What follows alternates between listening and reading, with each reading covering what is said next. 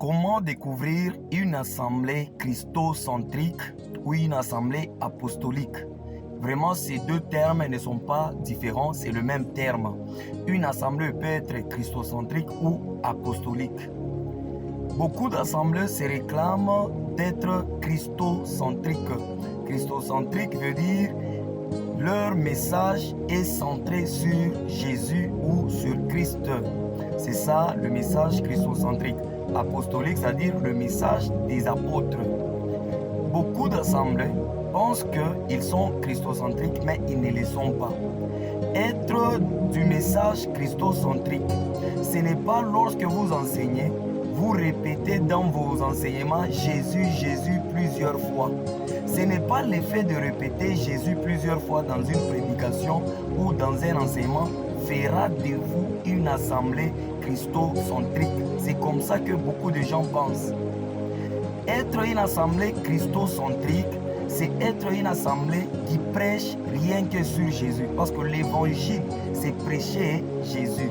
Et prêcher Jésus, ce n'est pas répéter Jésus dans les enseignements.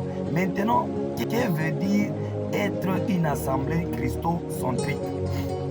La première des choses que vous devez savoir, une assemblée christocentrique, c'est premièrement une assemblée qui est en train de perpétuer les enseignements de Jésus.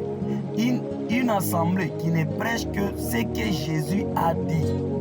Ce n'est pas comme plusieurs personnes pensent aujourd'hui. Ils disent, oh, dans notre assemblée, nous on ne prêche pas sur le mariage, nous on ne prêche pas sur l'argent, nous on ne prêche pas sur les richesses. Ce n'est pas d'abord ça. Le problème, ce n'est pas de prêcher sur le mariage, sur les richesses qui fera de vous une fausse assemblée, non. Le problème, c'est de savoir, dans tous les sujets bibliques que vous abordez, qu'est-ce que Jésus a dit par rapport à ça? Par exemple, si vous voulez prêcher sur le mariage, si vous voulez enseigner sur les richesses, il faudrait se poser des questions. Que dit Christ? Que dit l'enseignement de Jésus sur le mariage? Que dit Jésus sur les richesses? C'est ça le message christocentrique. C'est-à-dire, vous devez aborder tous les sujets selon que Jésus a abordé. Être une assemblée christocentrique, c'est être une assemblée qui est bâtie sur les enseignements de Jésus. Jésus a dit dans Matthieu, il a dit, celui qui est bâti sur son enseignement, il est bâti sur le roc. Même s'il y a des tempêtes, même s'il y a du vent, cette maison ne peut pas s'écrouler. La maison là, c'est l'image d'une assemblée, c'est l'image d'une vie chrétienne. Lorsque vous bâtissez votre vie sur l'enseignement de Jésus, vous n'allez pas tomber, vous allez rester ferme. C'est ça une église christocentrique. Prêchez rien que ce que Jésus a prêché. Une assemblée apostolique, c'est une assemblée qui prêche l'enseignement des apôtres.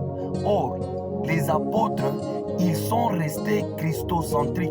Les apôtres ont perpétué l'enseignement de Jésus. C'est pourquoi j'ai dit l'enseignement christocentrique, c'est le même enseignement que apostolique. Parce que les apôtres, ils ont perpétué l'enseignement de Jésus. Si vous voulez découvrir une assemblée apostolique, vous devez voir que cette assemblée-là ne contredit pas Pierre, ne contredit pas Paul, ne contredit pas Jean. Tout ce que les apôtres ont enseigné doit être enseigné dans votre assemblée. Voilà une assemblée apostolique. L'apôtre Paul dit ceci dans 1 Corinthiens chapitre 15. Il dit, si vous demeurez dans cet enseignement tel que je vous ai enseigné, autrement, votre foi sera vaine. C'est-à-dire, vous croirez en vain. Si vous prêchez autre chose que ce que Paul a prêché, vous êtes dans le faux. Votre église n'est pas apostolique. Et si l'église n'est pas apostolique, n'est pas christocentrique, vous êtes une assemblée de Satan. Vous êtes une synagogue du diable. Vous devez quitter toute assemblée où il n'y a pas Christ au centre, où il n'y a pas le message de Jésus au centre, où il n'y a pas le message apostolique.